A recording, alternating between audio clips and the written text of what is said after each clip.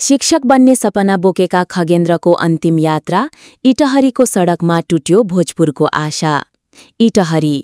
इटहरीको एक साँझ एक सपना चिरफार भएर छताछुल्ल भयो। शिक्षक बन्ने दृढ अठोट बोकेका खगेन्द्र चौलागाईको जीवन एक भयानक सडक दुर्घटनामा अकालमै अन्त्य भयो।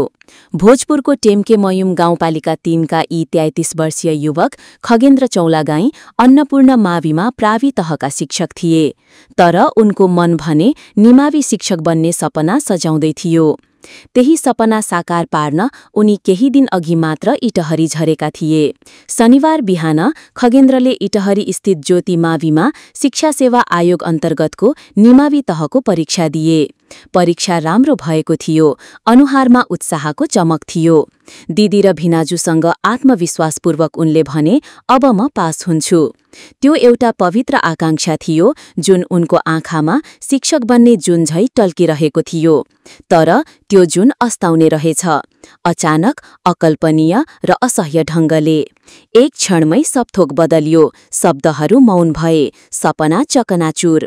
गम्भीर घाइते दुवैलाई विराट नर्सिङ होम पुर्याइयो। तर खगेन्द्रको टाउकोमा लागेको गहिरो चोटले आपतकालीन शल्यक्रिया समेत सफल हुन सकेन।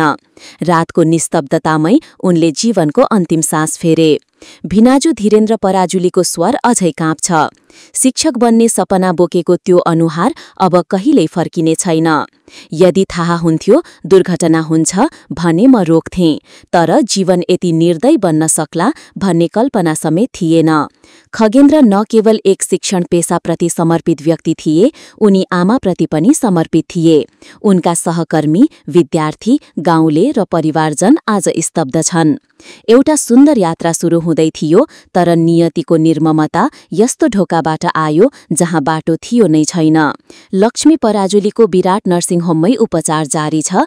चिकित्सकका अनुसार उनी खतरामुक्त अवस्थामा छिन्। तर उनका आँखामा त्यो रातको भय, त्यो आवाज र त्यो अन्तिम मुस्कान सदाको लागि बिलाएको छ। शनिबार बिहान मात्रै स्तन क्यान्सरको उपचार गराएर भरतपुर अस्पतालबाट फर्किएकी आफ्नी ठूली दिदीलाई भेट्न खगेन्द्र र लक्ष्मी इटहरी गएका थिए। त्यो भेट अन्तिम बन्यो। फर्कने बाटोमा दुर्घटना भयो र एउटा सपना, एउटा जीवन, एउटा उज्यालो भविष्य एकैसाथ हरायो। भोजपुरको हरियो डाँडामा अवस्थित एउटा सानो गाउँ, जहाँ बिहानको घाम पहाडहरूलाई चुम्बन गर्दै उदाउँथ्यो र गाउँका केटाकेटीहरूले खगेन्द्र चौलागाईलाई शुभ प्रभात सर भन्दै स्वागत गर्थे। उनी केवल शिक्षक मात्र थिएनन्, प्रेरणा पनि थिए। खगेन्द्र टेम्के मयुम गाउँपालिका 3 स्थित अन्नपूर्ण बागधन रणदीप राई माध्यमिक विद्यालयमा प्राथमिक विद्यालयका शिक्षक थिए। तर उनको मनमा एउटा गहिरो सपना धड्किरहेको थियो, माध्यमिक विद्यालयको शिक्षक बन्ने। यो केवल पदको आकांक्षा थिएन, यो समाजप्रतिको प्रतिबद्धता थियो, उज्जवल भविष्यको निर्माता बन्ने। केही दिन अघि मात्र उनी भोजपुरबाट इटहरी आएका थिए। शिक्षा सेवा आयोगको निमावि तहको परीक्षा थियो। शनिबार बिहान ज्योति माविको परीक्षा हलमा उनको कलमले आत्मविश्वासका अक्षरहरू लेखेको थियो। परीक्षापछि उनले आफ्नी दिदी र भिनाजुलाई भने, अब म पास हुनेछु। उनको अनुहार उज्यालो थियो। उनको आँखामा शिक्षक बन्ने सपना चम्किरहेको थियो।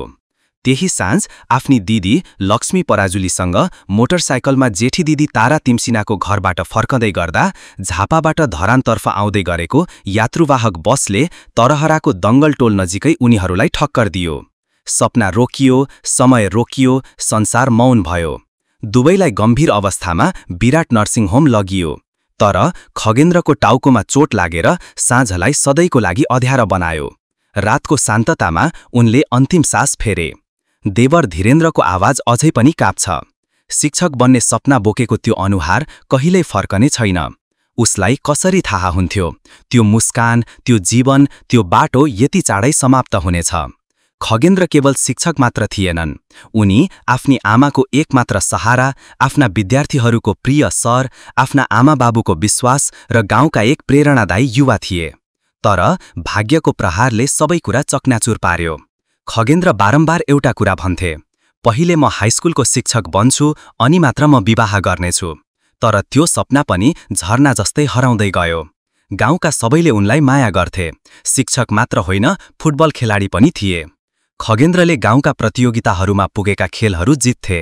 जब उनी पुरस्कार ल्याउँछन् तब सम्पूर्ण गाउँले आफ्नो अनुहारमा गर्व देख्थे। अब त्यो मैदान पनि खाली छ। साथीहरूको टोली अधुरो महसुस गर्छ। उनका जेठा भाइ पनि शिक्षक हुन्। शिक्षामा दाजुभाइहरूको साझा यात्रा सँगै अगाडि बढ्नको लागि थियो। तर अब जेठा भाइले त्यो सपना एक्लै पछ्याउनु परेको थियो, आफ्नो भाइको सम्झनालाई आफ्नो हृदयको हरेक कुनामा राखेर। खगेन्द्रको मृत्यु केवल दुर्घटना थिएन, यो समाज, शासन र प्रणालीको लागि प्रश्न हो। के सडकहरू अझै पनि यति असुरक्षित हुनेछन्? के शिक्षक बन्ने सपना पूरा हुनुभन्दा अगाडि नै बाटोमै चकनाचुर हुनेछ?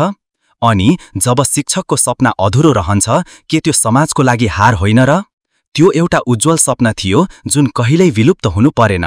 तर आज भोजपुरको एउटा गाउँमा आमाको आँगन खाली छ, स्कुल बोर्ड छ र एउटा मात्र प्रश्न बाँकी छ, त्यो अनुहार किन सधैँको लागि गायब भयो? मृत्यु एक शाश्वत सत्य हो।